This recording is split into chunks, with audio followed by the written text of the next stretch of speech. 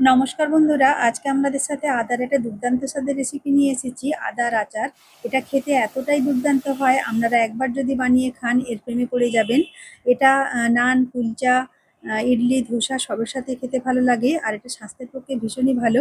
আদার আচার বানানোর জন্য এখানে আমি ফ্রেশ আদা 250 গ্রাম নিয়েছি। আপনারা আদাটাকে অবশ্যই দেখে নেবেন যাতে একদম ফ্রেশ হয়। আর গোটা অবস্থায় আদাটাকে প্রথমে ধুয়ে নেওয়ার পরই আমি টুকরো করে নিয়েছি, কাটার পর আর কিন্তু ধুইনি। এটা গোটা অবস্থাতেই প্রথমে ধুয়ে নিতে হবে। এবার এখানে আমি পাল্প নিয়েছি, তেঁতুলের পাল্প প্রায় 1/4 কাপ। হাফ কাপ তেঁতুলকে আমি গরম জলে ভিজিয়ে রেখে একটু হাত দিয়ে ভালো করে কচলে নিয়ে পাল্প বের করে নিয়েছি। আর পাল্পটাকে আমি ছাঁকনি দিয়ে খুব ভালো করে ছেঁকে নিয়েছি। এখানে 1/4 কাপ তেঁতুলের পাল্প বেরিয়েছে। এবার আমি মেন রেসিপিতে চলে যাচ্ছি। এখানে আমি একটা কড়াই চাপিয়ে নিয়েছি, আর এর মধ্যে দিয়ে দিচ্ছি 2 টেবিল চামচ সর্ষের তেল। আদার আচারটা অবশ্যই সর্ষের তেলে করবেন, তাহলে টেস্ট বেশি ভালো হবে। ফোড়ন হিসেবে দিয়ে দিলাম 1 টেবিল চামচ গোটা সর্ষে। গোটা জিরে দিয়ে দিলাম 1 টেবিল চামচ, ধনিয়াও দিয়ে দিলাম গোটা 1 টেবিল চামচ। বিউলির ডাল দিয়ে দিচ্ছি 1 টেবিল চামচ, চানা ডাল দিয়ে দিলাম যেটা ছোলার ডাল, সেটাও দিয়ে দিচ্ছি 1 টেবিল চামচ। আপনারা বিউলির ডাল আর চানার ডালটা দুটোকেই স্কিপ করে যেতে পারেন। মিডিয়াম ফ্লেমে এটাকে প্রায় 2 মিনিটের মতো নাড়াচাড়া করছি। আর এখানে আমি যখন এই গোটা মশলা থেকে একটা সুন্দর গন্ধ বেরোবে, তখন আমি আদা যে টুকরো করে রেখেছিলাম সেই টুকরো করা আদাগুলোকে দিয়ে দিলাম। দেওয়ার প্রায় মিনিট 2 মতো এটা হালকা আঁচে নাড়াচাড়া করে নেবো। আদাটাকে খুব বেশি ভাজার একদমই দরকার নেই, কারণ আদার একটা নিজস্ব ফ্লেভার থাকে, খুব বেশি ভাজলে আবার তেতো হয়ে যেতে পারে। আর এখানে আমি হিং দিয়ে দিচ্ছি 1/4 চামচ।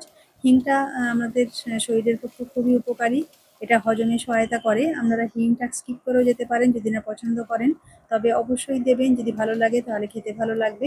এটাকে মিনিট 2 মতো নাড়াচাড়া করার পর আমি এটা পাত্রের মধ্যে নিয়ে এটাকে ঠান্ডা করে নেব। এটাকে খুব ভালো করে ঠান্ডা করে নিতে হবে। এবার আমি একটা মিক্সিং জার নিয়ে নিচ্ছি। মিক্সিং জারের মধ্যে আমি এগুলোকে আমি সব দিয়ে দিচ্ছি। অবশ্যই ঠান্ডা করে নেবেন, তারপরে মিক্সিং জারের মধ্যে দেবেন। আদা আর গোটা মশলাগুলোকে আমি মিক্সিং জারের মধ্যে দিয়ে দিলাম। আর গুড় দিয়ে দিচ্ছি 1 কাপ ভর্তি ভর্তি, তেঁতুলের পাল্প দিয়ে দিলাম 1/4 কাপ। দেওয়ার পর এবার এর মধ্যে আমি আপনারা যদি পছন্দ করেন শুকনো লঙ্কা একটা দিয়ে দিতে পারেন, সেটাকে হালকা করে মশলার সাথে ভেজেও দিতে পারেন, তবে যেহেতু আদাটা ঝাল শুকনো লঙ্কা না দিলেও চলবে। লবণ দিয়ে দিচ্ছি 1 চা চামচ, যেটা রেগুলার সল্ট। আর বিট লবণ দিয়ে দিলাম 2 চা চামচ। বিট লবণটা অবশ্যই দেবেন, তাহলে এই আচারের টেস্টটা আরও বেশি ভালো হবে। এবার এটাকে সব শুদ্ধ ভালো করে একবার জাস্ট মিশিয়ে নিচ্ছি। আর মিক্সিং জারের মধ্যে দিয়ে আমি এটাকে পেস্ট বানিয়ে নেব। লক্ষ্য রাখতে হবে আদা একদম গোটা না থাকে। মশলা যদি একটু গোটা গোটা থাকে তাহলে কোনো অসুবিধা হবে না, কিন্তু আদা যাতে একদম পেস্ট হয়ে যায় সেটা লক্ষ্য করে রাখতে হবে। সব শুদ্ধ খুব ভালো করে পেস্ট করে নিয়েছি। এবার ওই একই কড়াইয়ের মধ্যে আমি আরও 1 টেবিল চামচের মতো তেল দিয়ে দিলাম। এবার গোটা সর্ষে ফোড়ন দিয়ে দিচ্ছি 1/2 চা চামচ, মেথি দিয়ে দিলাম 1/4 চামচ, শুকনো লঙ্কা, কাশ্মীরি লাল লঙ্কা দিয়ে দিলাম 2টো। এবার সব শুদ্ধ খুব ভালো করে নাড়াচাড়া করে একটু ভাজা ভাজা করে নেব। যখন এ থেকে একটা সুন্দর গন্ধ বেরোবে, মশলাটা যাতে একটু ভাজা হয়ে যায় সেরকমভাবে ভেজে নিতে হবে। শুকনো লঙ্কাটা যখন ভালো ভাজা হয়ে যাবে, তখন আমি কারি পাতা দিয়ে দিচ্ছি 20টার মতো কুচি করে। কারি পাতাটা থাকলে অবশ্যই দেবেন, এই আদার আচারে কারি পাতাটা খেতে খুবই ভালো লাগে। এই ফোড়নটাকে আমি এই ফোড়নের মধ্যে আমি এবার যে পেস্টটাকে বানিয়ে রেখেছিলাম আদার, সেই পেস্টটাকে আমি সবটা দিয়ে দিলাম। দিয়ে প্রায় লো টু মিডিয়াম আঁচে এটাকে আমি নাড়তে থাকবো। এটা যেহেতু একটু পাতলা আছে, এটাকে ঘন করে নিতে হবে। খুব বেশি ঘন করব না, মোটামুটি একটু ঘন করে নেব, যেহেতু গুড় আছে খুব বেশি ঘন করা চলবে না, এটা ঠান্ডা হয়ে গেলে আর একটু বসে যাবে। দেখেই বুঝতে পারছেন আমি কতটা ঘন করেছি, চামচ থেকে একটু দেরি করে পড়ছে। এই অবস্থা আমি এটাকে নামিয়ে নেব।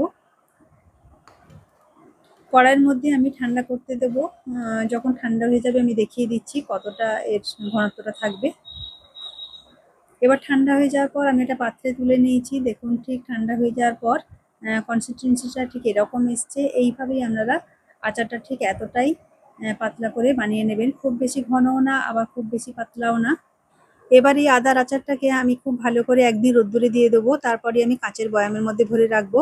আর যখনই আদার আচার আপনারা খাবেন, একটা চামচের সাহায্যে যখন তুলবেন, চামচটাকে অবশ্যই ভালো করে মুছে শুকনো করে নেবেন, তাহলে আদার আচার অনেক দিন ভালো থাকবে। আজকের আদার আচারের রেসিপি যদি ভালো লেগে থাকে প্লিজ একটা লাইক দিতে ভুলবেন না, আর কমেন্ট করে অবশ্যই জানাবেন কেমন লাগলো। চ্যানেলের নতুন বন্ধু হলে চ্যানেলটাকে সাবস্ক্রাইব করে রাখবেন। আবার দেখা হবে এরকমই কোনো নতুন রেসিপি নিয়ে। ধন্যবাদ, সবাই ভালো থাকবেন, সুস্থ থাকবেন।